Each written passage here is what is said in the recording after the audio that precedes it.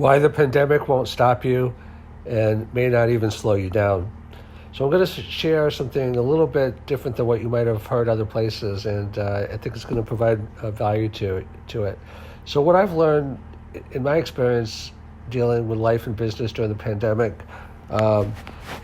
is giving me a few key principles that I want to share to see if it's the same for you in helping you thrive in difficult times. So the first thing is, when I look back in history, I mean, we had the Civil War. We've had wars, for thousands of years. Even in this country, we had the in addition to the Civil War, we had the Great Depression, and America has always bounced back stronger. I mean, the future is no guarantee of the past, but even in recent history, we had the stock market crash of '87, of 2000. The big housing, of 2008. And what happens is, you've heard that expression, 3 steps forward and 2 steps back. You kind of need those 2 steps back to recalibrate. What happens is, during the frothy times, people get, what they say metaphorically, fat and lazy. We just do, it's kind of the low-hanging fruit. What happens is, when you're really under challenge, it's kind of like your body in the fight and flight. Like, that's why they say calorie restriction makes you live longer, because when your body thinks it's starving, not literally starving, because if you're literally starving, that's bad for your body and eventually you'll die.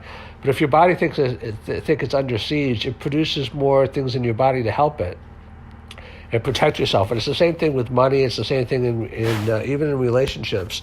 That if you think there's a little bit of a challenge, like sometimes when people are afraid they're going to lose a relationship, they work extra hard to save it. That's not a good strategy, because it's not a good strategy because once you do damage, that damage could stay forever. I mean, sometimes it doesn't, but it's better to prevent the problems before it exists. But in terms of the pandemic specifically, let's talk about that. So, there is a vaccine now, and it remains to be determined how much things will get back to normal or not. One thing is that crises in society tend to make people more, not only strong, like the expression, what doesn't kill you makes you stronger, but also more better people and more resilient and more service and value oriented. Like, money is only an expression of value. People will only buy your products if it solves a pain point for them.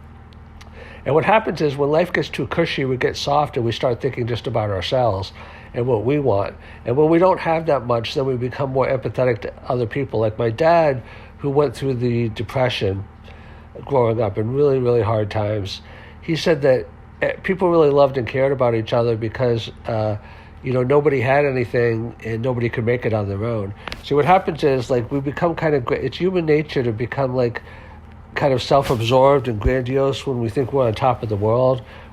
I'm so talented, I can do this, I can do that.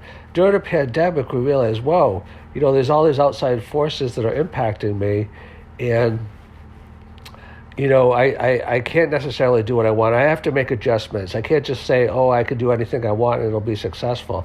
It's the same thing in businesses that, Charles Darwin said that it's not, intelligence that determines how well a species does.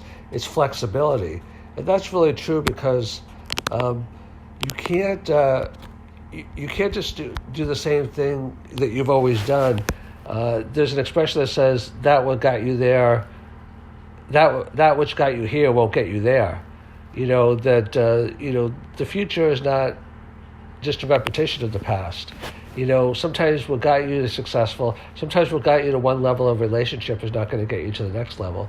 So the pandemic is teaching us that we have to be new, we have to be different. Like, the businesses that have adapted to the pandemic have done great, and those that haven't, obviously haven't. Now, the last thing I want to talk about is your belief system. You could call it faith, you could call it motivation, whatever drives you. Like when Simon Sinek says, what is your why? See, what happens is, when things are going bad, people that don't have a strong why, they just give up because they're like, well, there's too much going against me. But people that have a strong why, like even Elie Wiesel in the concentration camps, he said he kept going because there was a strong enough why. I don't know if he put it exactly in those terms, but people that have a strong enough why can figure out the how. People that have a strong enough why, it's like people that have a strong enough why, they don't think of their they don't think of they don't focus on the problems. See, people that focus on the problems make the problems seem bigger, because anything you focus on goes bigger. People that focus on the why, it doesn't matter if things are going good or things are going bad. You have a why. You have a reason to get up. You have a reason to do your job. You have a reason to make your videos. You have a reason to love your wife or your husband or your kids, or both. Kids and husband or wife.